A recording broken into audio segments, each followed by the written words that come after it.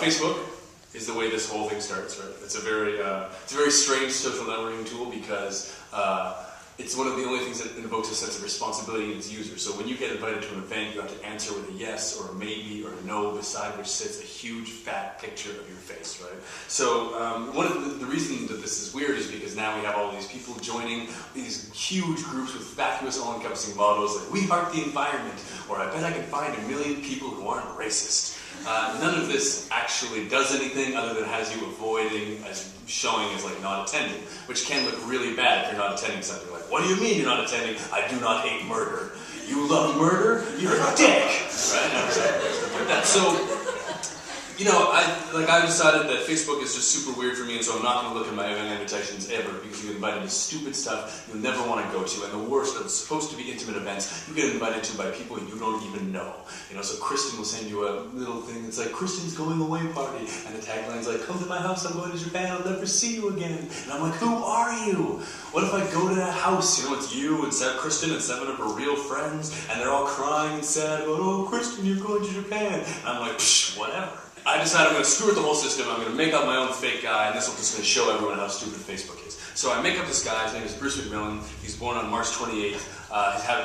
His hobbies include skiing and race car driving. What he looks like is really hard to tell because I just went on other people's photos and tagged him in big group shots. So he's always like a guy with a toque on really heavy, or he's really far away in a mountain somewhere, or he's got his back turned, or I just like tag a broom or something like that. And regardless, the guy he still got 100, the guy, he's not a person, he got 118 friends. Some of them are my friends who add him because they're like, "Who's Bruce McMillan again?" And I'm like, you know, he's amazing. They're like, "Oh yeah." And then other people I don't even know, start adding him as if, you know, they write stuff on his wall like, "Hey Bruce, good to see you, buddy. Later." And then I'm like getting so upset about that because they don't even know him. And I'm like, how's this whole thing working? So I decide, you know, I'm not going to even be Bruce McMillan. I hate Facebook in general. But then the cool thing about being Bruce McMillan is you can now be a huge dick. You can now go to the Facebook wall for Kristen's going away party, and you can be like, "I hope Japan sucks the big one and you choke and die," whatever. Which is a bit heavy, but so I thought this would never come back to me, but then this is what happens. So I'm sitting in a coffee shop and I'm thinking about Bruce McMillan and all these different things I'm going to do as Bruce McMillan or with Bruce McMillan, and this guy comes up to me and he asks me, as at the same time as I'm working on this Bruce McMillan project, "Excuse me, are you Jeremy?" And at this point, you know, I say, you know, without even thinking about it, because I'm writing on something very similar about mistaken identity, I start thinking, yeah, this would be really cool. So I just say, "Yes, I'm Jeremy." And the guy's dressed pretty naturally, you know, just like he's got a shirt, he's got jeans, and he's got an attaché case. And he puts the attaché case down on the table and he says, "Do you have the money?" I sit there and feeling so much inherent shame. I feel 3 days worth of this really massive guilt and shame, and I'm trying to figure out why. And I realize it's for 3 reasons. 1, I got caught doing something stupid. 2, someone else caught me. Someone else caught me doing something stupid. And 3, I had to watch someone catch me doing something stupid, which is very rare in the history of humanity and doing stupid things. Because usually when you're doing something stupid, you don't realize it's stupid. That's why you're doing it, because it's stupid and you don't realize, and that's what the definition of stupid is.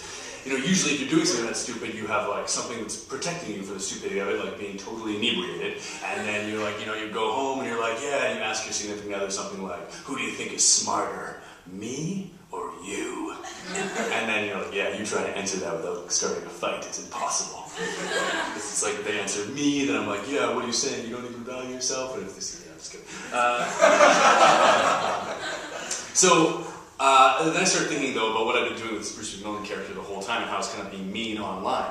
And I would think that there's kind of like a comparison you can make between being drunk as having a buffer between the world and being online having a buffer from the world. Because when you're online, you don't act very empathetically, or you don't have to act empathetically because you're not looking at someone directly to their face. There's a screen between you and someone else, so that you have a way less vulnerability, so you are more prone to being a dick. And this is a thing that's said constantly about your generation. Like, oh, kids nowadays, they suck because, you know, they're online and they're way more likely to be mean. And I'm like, "Hey kid, how you doing?" And they're like, "Screw up, I got a robot." Haha, yeah, or whatever.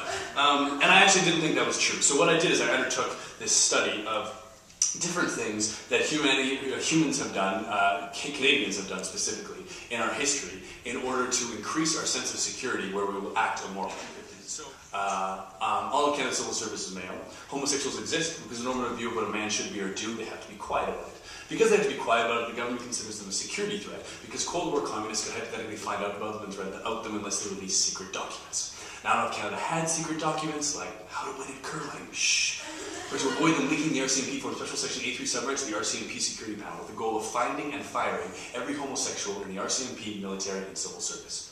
Which is impossible, right? Because the civil service is divided into multiple dozens of different departments, commissions, councils, corporations, containing countless directorates, overseen by director generals, overseen by assistant deputy ministers, overseen by deputy ministers, overseen by ministers, overseen by the prime minister. All in all, you're dependent between 500,000 to $250,000. That's roughly 5 to 12 hockey arenas full of people who aren't actually in hockey arenas, but spread across 8,000 kilometers of mostly barren land.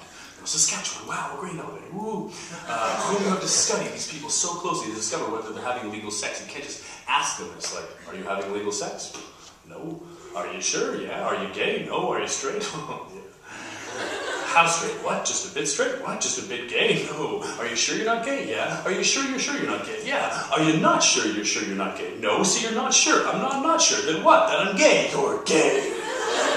Special Section A3 subregs of the RCMP security don't know how to find these gay people. So they started small, they followed known homosexuals around the city of Ottawa. If the Ottawanian homosexual went to a grocery store, or cafe, or bakery, it's labeled as this little red dot on the map as a homosexual grocery, cafe, or bakery, and these civil servants spotted in this grocery, cafe, or bakery is investigated. Soon, there are little red dots on every grocery, cafe, and bakery in the entire city of Ottawa. It seems there's nowhere homosexuals didn't go. There's gay coffee, there's gay baked goods, there's gay groceries everywhere. You are seeing police putting red dots on top of red dots on top of red dots until they realize they either have to get smaller red dots or a bigger map. So they go out and they go to Ottawa and they buy the biggest map of Ottawa ever printed in the English language, and they start again. Homosexual after homosexual after homosexual, on and on and on, until this map too is completely red, and they had to send a specially trained Mountie over to the Department of National Defense with this request for the Air Force to fly over the city and with a high-resolution camera and take a picture so they can blow that picture up and make an even bigger map. And the Department of National Defense is like, that's the first time there was a generation in the 1900s for the first time lived that experience of being able to control your own body. And so when I think about this, my brain kind of does a big, I can't actually fathom it. Because when I try to fathom it, I put myself in the first person perspective. So the first thing I have to do is imagine that I'm a woman, which is hard for me. So I imagine I'm a woman, and I want a certain amount of children, but I believe that love is a form of attention. So I don't want too many children because I want to be able to attend each, to love each properly. So to stop having children, I basically have to stop having sex, because at a certain point, having children and having sex, the fear that goes along with it is the same. But it's the 20s and it's an oppressive relationship, probably, so I probably can't stop having sex. Even if I can stop having sex, I probably won't stop having sex. Even if I can and I want to,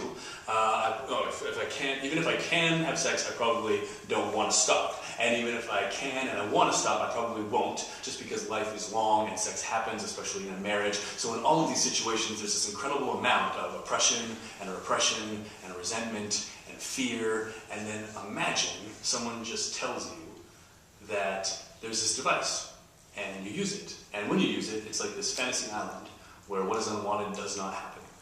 And for the first time, you use it and you realize that it's true, that it works. And for the first time in your whole life, you can control your body, you can plan for your future, you can plan for your ability to love.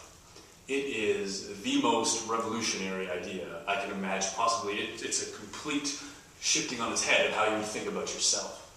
So birth control is all about power. It's always been about power. The first guy to advocate birth control in Canada was this guy named A.R. Kaufman in the 1920s. He mass-produced condoms and jellies and sponges. And the reason he did that because he was a eugenicist, and he thought that the diaphragms that were available were too complicated, too expensive for lower classes to use, and he wanted to control lower classes. He didn't want them to breed because he believed that humanity should selectively breed the human species. So rich people and smart people should have sex and have more kids, who will also be rich and smart and young, or like lower classes, and poor people should not have more kids because they will be dumb and poor. Because I am absolutely horrible with fear. I am the worst. My thing with fear is I just obsess the crap out of it. So here is a typical example of me obsessing the crap out of a thing that I care about. So I like to play tennis, but I suck at it, and the only person that gets to play with me is my other friend who also sucks, and we go and we suck, and we hurt people. I mean, we hurt the soul of anyone watching us play, but he literally hurts people because he's a strong guy, he's a macho man, very big, you like shake hands and you're like, man, Bruce Springsteen, what's up, or something. And so he was playing tennis and he swings his racket like a gorilla and the ball flies over the fence and it'll go into a playground and hit like little children in the face, right? Kids will be on the swing and they'll be like, oh, look at the ball. And so then we have this big fight. I'm like, dude, could you not hit little kids in the face? That's a different sport. And because he's just kind of that douchebag kind of guy, he like flips his racket around and he's like, children of the dam, and I'm like, what are you doing? He's like, children of the dam, watch them burn. I'm like, other than saying the word children, you haven't really answered my question at all. And he's like, I'm the greatest, I'm like, dude, what are you saying? I'm like, what are you singing? He's like, Iron Maiden, man. I'm like, what's Iron Maiden? He's like, what's Iron Maiden? I'm like, well, they sound like they suck. And he's like, what? Any of you happen to be fans of Iron Maiden? Yeah, okay. Whatever, you guys know who Iron Maiden is, right? Well, you're about to find out if you don't. So this guy, like when I said that, my friend, he throws down his tennis racket and he delivers to me like a sermon on Bruce Dickinson. So Bruce Dickinson is the lead singer for Iron Maiden. He's also a pilot, and when Iron Maiden tours, he flies their plane, which is insane, but actually makes like total sense, right? Because the only person I can think of that would be crazy enough to fly in a plane piloted by the lead singer of Iron Maiden would be the other members of Iron Maiden. But no, my friend tells me, he's like, Bruce Dickinson is a lifelong abstainer from drug use, he writes novels and screenplay, he hosts his own radio show, he's a captain in an airline that has flown British citizens out of war zones, and he's a competitive fencer at an international level.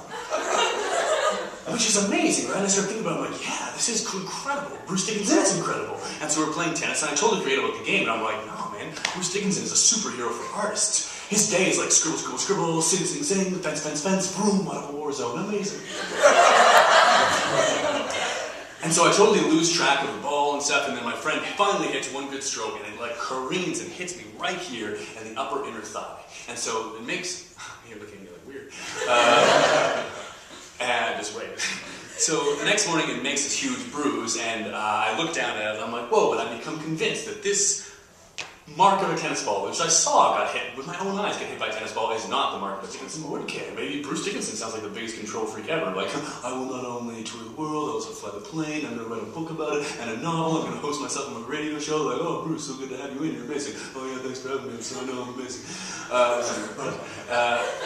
And so in some ways he reminds me of, you guys know the band Fish? Fish is a jam band, yeah, hands up if you know Fish. Yeah, okay, so if you don't know them, they jam. Wow, wow. All their songs take 1 billion hours in concert because the guy's going, wow, and then he goes, wow, and I was like, oh. And so every year they have this festival where only they play, right? That's it, nobody else. No opening acts, no special guests, and after they play all day, and people are like, whoa, 10 hours of Fish, about time to call it a night. The band gets on a flatbed truck and they drive around to all the campsites playing more Fish. You will keep dancing. I don't want to dance like a hippie. I just want to play guitar. Only I play guitar. And this is like the control we like to wield over our body. We like to tell it, I'll make you healthy, but more. I'll make you strong. I'll make you beautiful. I will perfect you. And this is the kind of ideal that will often drive you crazy. And that's really hard to do because realizing your vulnerability essentially means realizing your mortality, and that in turn requires consciously reflecting on the thought and the feeling that you're going to die, which can make you extraordinarily paranoid. Paranoid to the fact that you don't even want to go to bed, because when you go to bed, you engage with the world, and the world turns into this terrible death trap. Like, what's the first thing you do when you wake up? You shower with water. Oh, that's safe. No one's ever drowned in water. Oh, wait, water's like the main cause of drowning. And then you're like, oh yeah, no, next thing I'm going to do is shave my face with a razor that has blades, like at least 4 blades. They're always bragging on the commercials now how razors have so many blades, like Nutrilett Industrial razor has 17 blades. Get so close to your face that after you shave, you don't even have a face. And then you could eat breakfast and you choke or get poisoned, and then you could go outside and you could get to work so you can cross the street, but then you don't want to cross the street because then you get hit by a car, so you stay here, but then you get hit by a bike or are a sniper. So you run away around the corner, but that you don't want to run around the corner, so you just come back here and you're like, no, I gotta go, no, I'm gonna stay, and then you rip your hair out, and then you feel all this passion, you're like, no, I'm gonna die, so I need to do everything right now. I need to run into traffic, feel the breeze of cars moving by your body, seize the adrenaline, the fire, the danger, just look at someone and be like, yes, I was made for your body, take off your shirt and make love to me now. And you're like, what? And you're like, nothing. Because even if you could have sex, you couldn't have sex because the bed would be right there. You'd be like, this bed is made of wood, it's amazing, look at this magical creature of a bed with wood. I once saw so much wood in the forest, and there's squirrels in the forest too, and the squirrels eat the nuts, and they're like, how, and you're like, yes, eat that nut, like you mean it, yeah, eat it, And if you like eating, you should get a freezer, because it keeps all your food, because of ice, and chemistry is made by ice, like the periodic table is a tablet made of chemical elements, which is pure chemical substance made of different atomic numbers, which is the protons in a nucleus, which is an atom made of nucleons, which is the name for neutrons and protons, which is a subatomic particle, which is smaller particles of nucleon, which is the name for neutrons and protons, which is a subatomic particle, which is smaller particles of nucleon, which is the name for neutrons and protons, which is a subatomic particle, which is smaller particles of nucleon, and on and on and on. You just can't take it. Death is scary. And I'll probably just stop.